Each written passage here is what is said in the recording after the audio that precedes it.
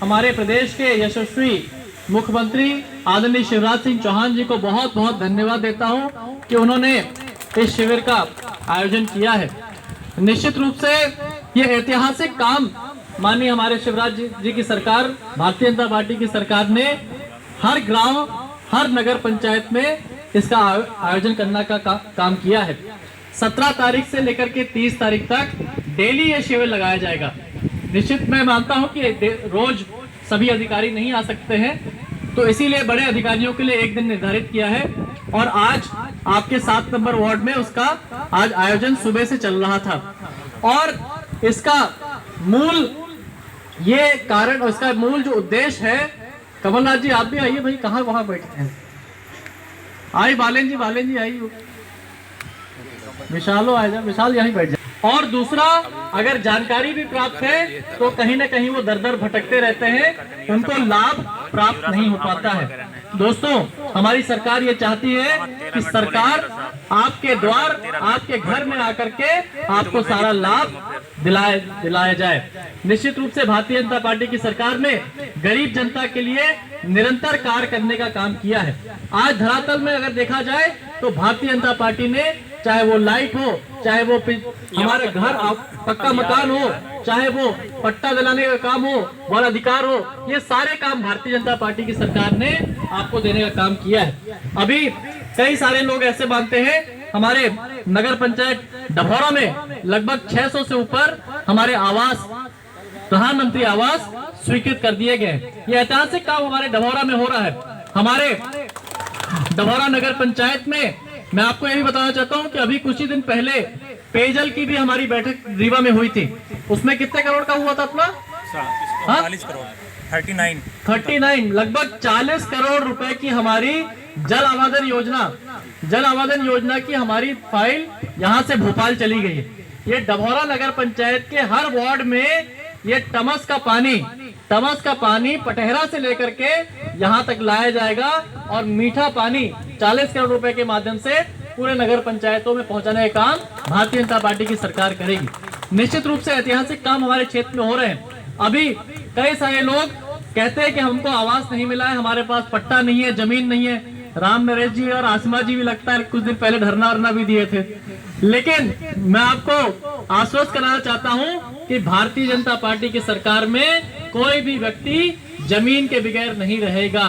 हर व्यक्ति को उसको जमीन दी जाएगी, हर व्यक्ति को उसका घर दिया जाएगा।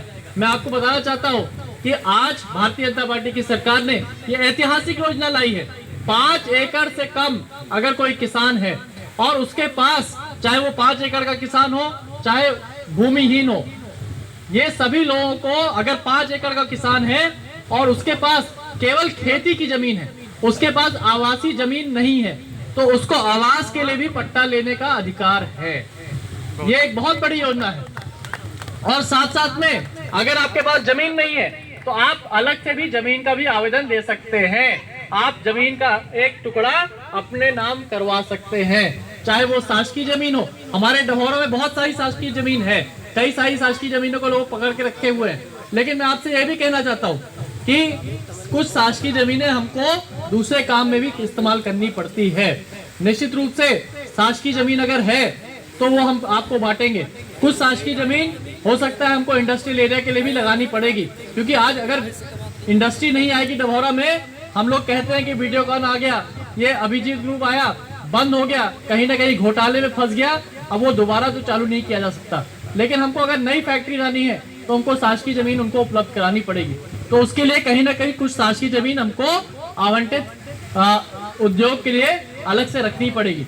लेकिन मैं आपको ये कहना चाहता हूं, अगर शासकीय जमीन मिलती है तो ठीक है, अगर नहीं मिलती है तो प्राइवेट जमीन को भी खरीद करके भारतीय जनता पार्टी की सरकार आपको पट्टा दिलाने का काम करेगी। निश्चित रूप में ये ऐतिहासिक काम भारतीय जनता पार्टी का कराया जा रहा है। हमारे डभौरा में मुझे अभी आइडिया नहीं है कितने लोगों ने पट्टा के लिए आवेदन किया है।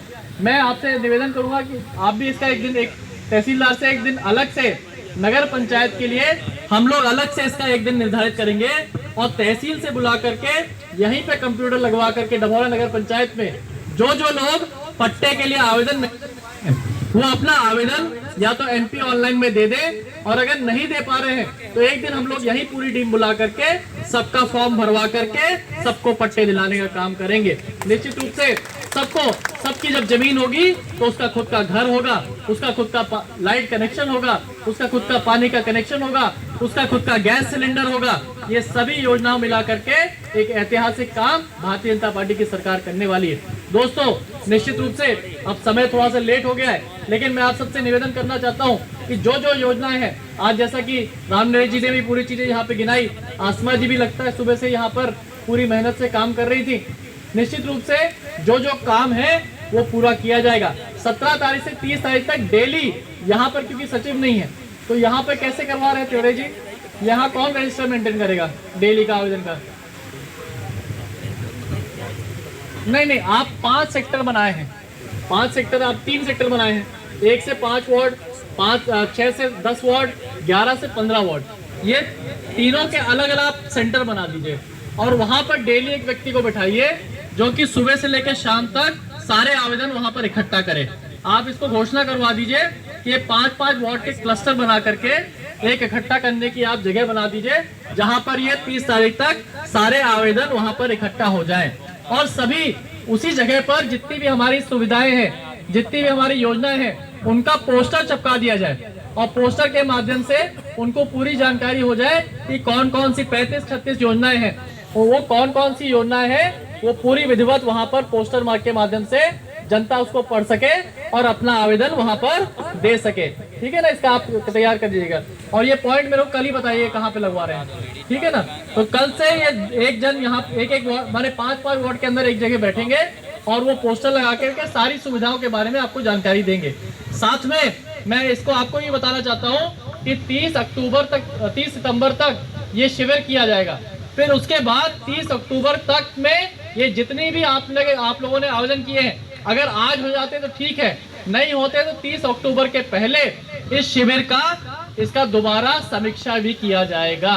बिना समीक्षा किए बगैर ये शिविर पूरा नहीं होगा।